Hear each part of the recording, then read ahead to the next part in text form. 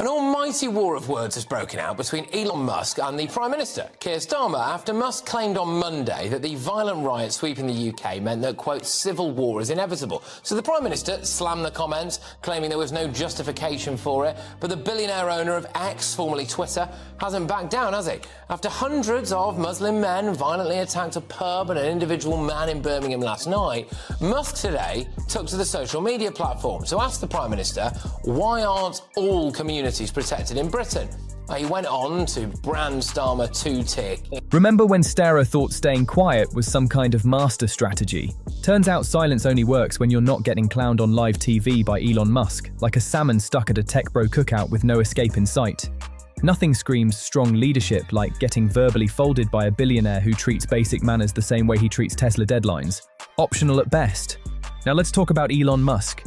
You belong to a party that sent activists to America to actively plot to, and I quote, kill Elon Musk's Twitter. Labour activists in a centre for countering digital hate that was set up by a certain Morgan McSweeney, happens to be Keir Starmer's chief of staff. I wonder why Elon Musk has suddenly got a really strong interest in Keir Starmer and the Labour Party. Because let's be honest, Barry, all of those statements that Labour MPs made about Donald Trump, all of those bizarre statements they made about Elon Musk, guess what? These guys don't really like that. They don't like being abused. They don't like being insulted. So they're going to call you out when you fail. Like when you fail with these white working class girls in community. Out of pure boredom, curiosity, or top-tier trolling energy, Elon jumped on live TV and unleashed a solo rant that felt like a runaway freight train aimed straight at Starmer. And the wild part was Starmer even in the room.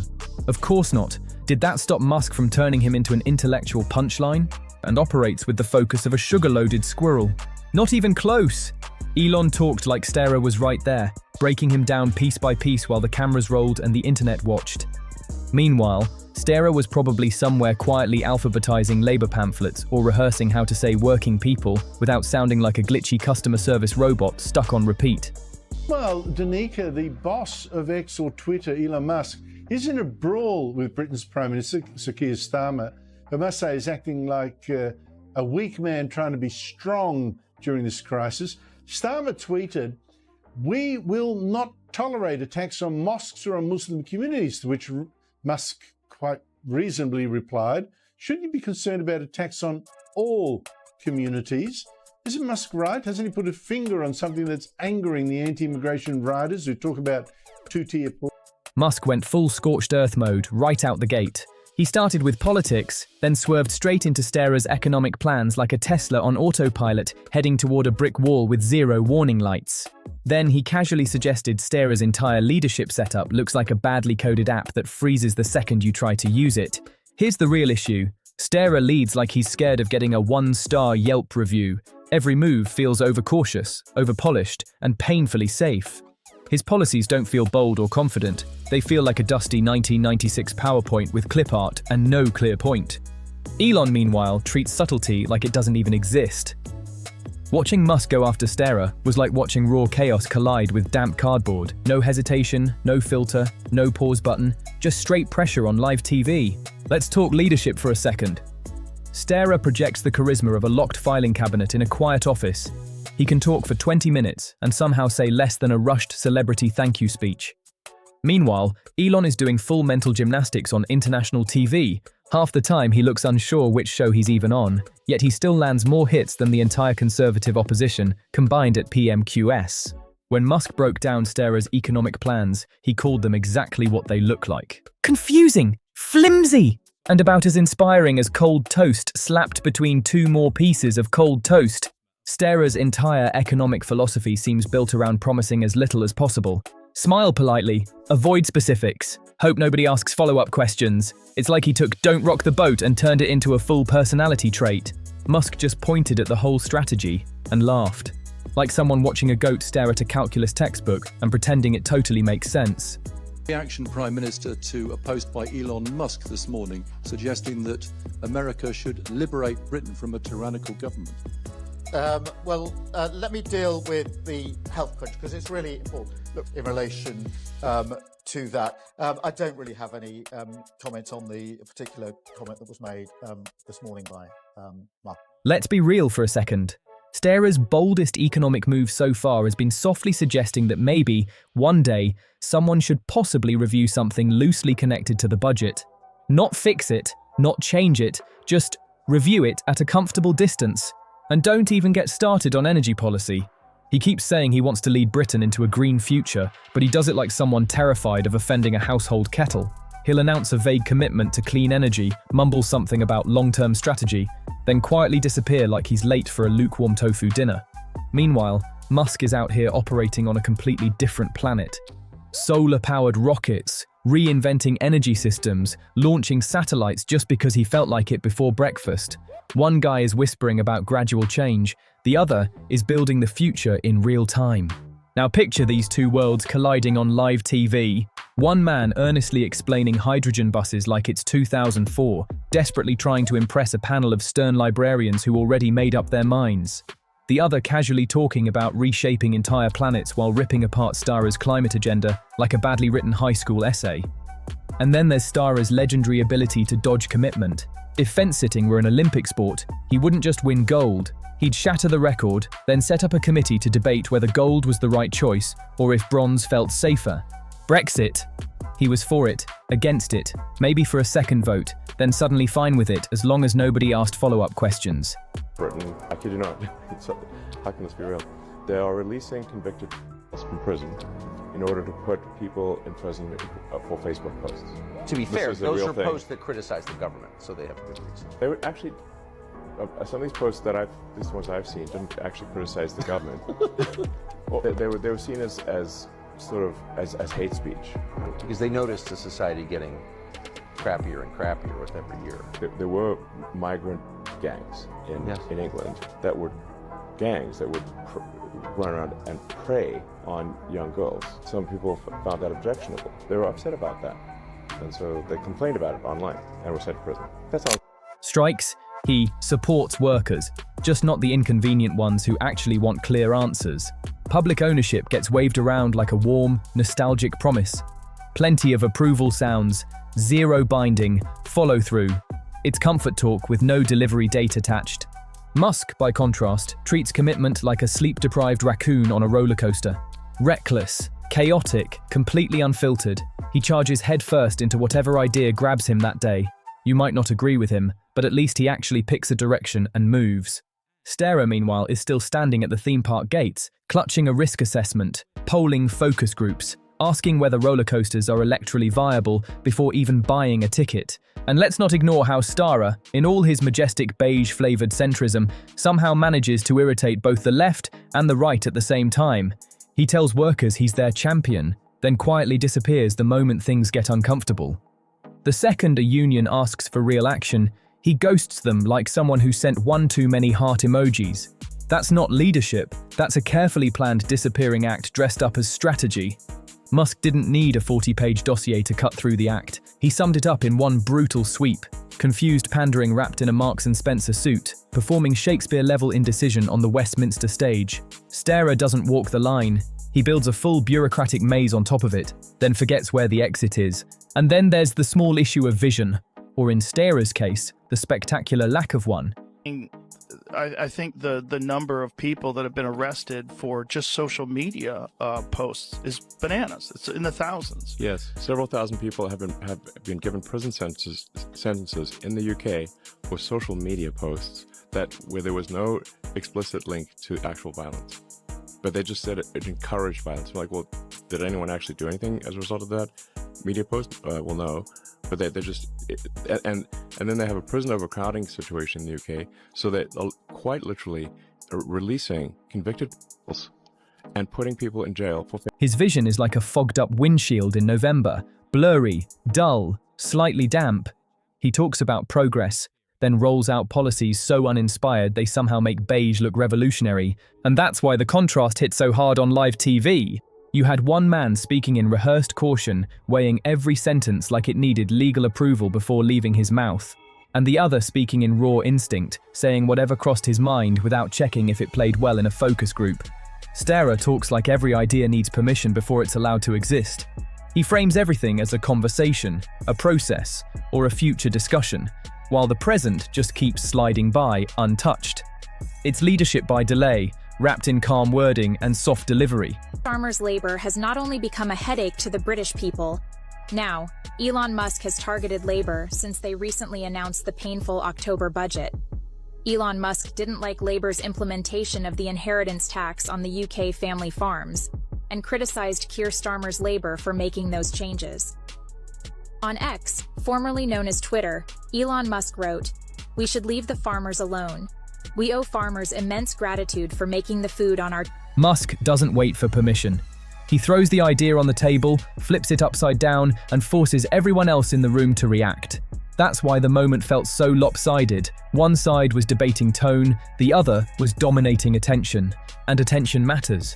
Politics today isn't just about policy papers and committee rooms, it's about presence. It's about owning the moment when millions are watching. Starmer shrinks in those moments. Musk expands into them. That's what made the whole exchange sting so badly. Not because Musk was right about everything, but because he looked decisive while Starmer looked hesitant. One came across like he believed his own direction. The other sounded like he was still asking for approval. Elon Musk, I do need to ask you this. He called your safeguarding minister, Jess Phillips, an evil witch, a rape genocide apologist who should be put in jail. Does that sort of abuse of a minister make you feel angry? And what is your response to that? Thank you.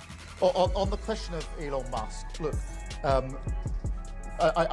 I think most people are more interested in what's going to happen to the NHS, frankly, than what's happening on Twitter. But you asked me a really important question that's been in the news for the last few days. I am going to, with permission, just answer it quite fully. When the lights went off and the clips hit the internet, the damage was already done. No press statement could fix it. No carefully worded follow-up could erase it. The contrast spoke louder than any argument ever could. And here's where it really gets uncomfortable. Because moments like this don't just fade away. They stick, they loop, they get clipped, shared, replayed, and laughed at across the internet. Starmer didn't just look outmatched, he looked unprepared for the kind of arena politics has turned into. Calm caution might work in committee rooms, but on live TV, it reads like hesitation and uncertainty. Musk thrives in that chaos. He understands spectacle, he understands momentum. He knows that if you control the moment, you control the narrative. While others are still drafting statements, he's already moved the conversation somewhere else. That's the real gap on display. Not intelligence, not credentials, but instinct. One reacts after the fact, the other creates the moment everyone else is forced to respond to. Starmer keeps playing by rules that no longer exist. He assumes patience will be rewarded and restraint will be respected. But modern audiences don't wait, they judge instantly. And silence doesn't read as strength anymore, it reads as absence. By the time advisors step in and talking points get polished, the damage is already circulating.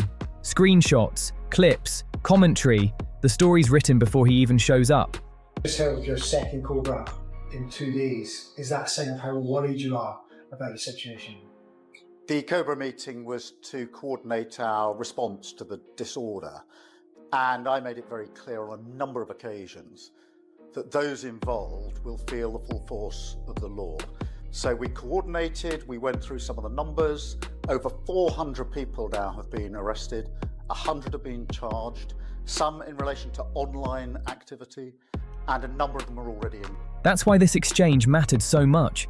It wasn't just about policy or personality, it was about who looks like they belong in the spotlight right now. One figure filled the space effortlessly, the other seemed to shrink from it. And in today's media-driven landscape, that difference isn't minor. It's everything. And this is where the bigger problem shows up loud and clear. Because voters don't just listen to words anymore. They read confidence. They read momentum. They read who looks like they actually believe what they're saying. Starmer keeps presenting himself like a substitute teacher, hoping the class behaves. Careful tone, neutral posture, eyes glued to the notes. It's safe, polished, and completely forgettable in a moment that demands presence. Musk, for better or worse, never fades into the background. He dominates the frame, he hijacks the conversation. Even when people disagree with him, they're still reacting to him, and reaction is power. That's the part Starmer seems to miss. You don't win modern battles by being the calmest person in the room. You win by shaping what everyone talks about next. Instead, Starmer lets moments pass him by. He waits for approval, he waits for alignment, he waits for the right time, and the spotlight moves on without him. By the time he finally responds, the crowd has already decided how they feel. The jokes are written, the clips are circulating, the narrative is locked in, and that's why exchanges like this hurt more than any policy critique ever could. They expose a deeper issue, not ideology, not experience, but relevance. In a world driven by attention and speed, hesitation isn't thoughtful anymore. It just looks like falling behind. Meanwhile, Elon is out here talking about colonizing Mars and wiring human brains into computers. Unhinged, absolutely. But boring? Not even close. And Musk didn't stop at policy talk either. He went straight for Starmer's communication style and put it on full display. Starmer delivers speeches like he's apologizing for taking up space. Careful, soft, overly restrained. Musk's dry, sharp delivery made the contrast painfully obvious. One sounded alive on stage. The other sounded like he was asking permission to finish a sentence. Once Elon Musk gone, X turned off, and freedom of speech stamped out. Starmer himself has said he's going to look at social media laws in the wake of the riots and even revisit the Online Safety Act. And right on cue, of course, the Westminster elite are now circling. Guardian columnists got their knickers in a twist, saying Musk should be on trial in the UK for inciting the riots.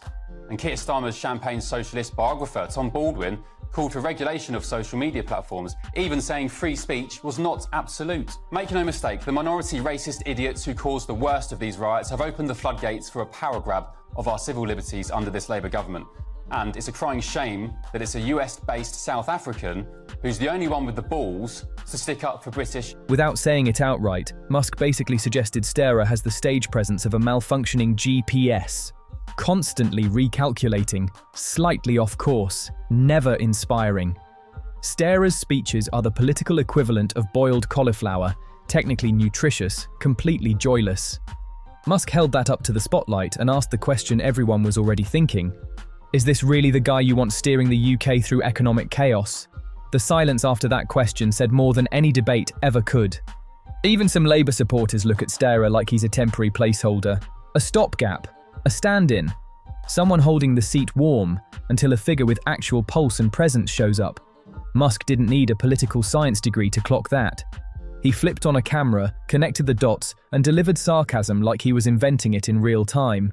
Then came the closer, the kind of dramatic flourish usually reserved for movie villains and bored billionaires. Musk questioned why anyone would follow a man still searching for the on switch to his own convictions. And honestly, after Starmer's public appearances, that question hit hard. He doesn't inspire anger. He doesn't inspire excitement. He doesn't even spark mild curiosity. He inspires the urge to check your phone and hope someone else is saying something more interesting. Musk didn't just expose Starmer's lack of vision. He turned it into live-streamed political comedy, and the internet ate it up. Now I want to hear from you. Drop your thoughts in the comments.